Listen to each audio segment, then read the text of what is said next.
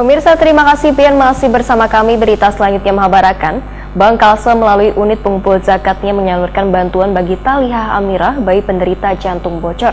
Buah hati pasangan Ahmad Nawawi Wan Siti Nurjana ini dibantu pengobatannya oleh Bank Kalsel lantaran termasuk keluarga prasejahtera dan kada mampu berobat dikarenakan keterbatasan biaya. Bank Kalsel melalui unit pengumpul zakatnya menyalurkan bantuan bagi Talihah Amirah, bayi penderita jantung bocor.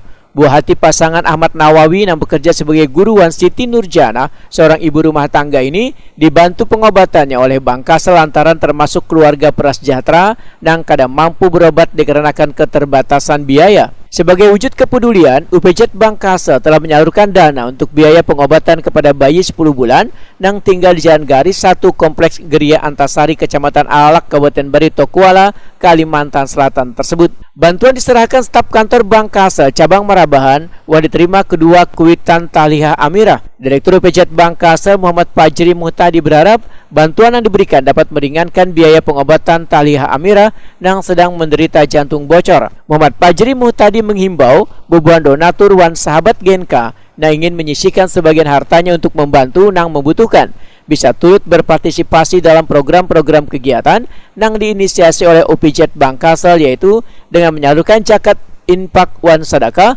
dengan mengirimkannya melalui unit pengumpul zakat Bank Kalsel ke rekening Bank Kalsel Syariah 6500844928 untuk zakat atau 6500846214 untuk infak wan sadakah.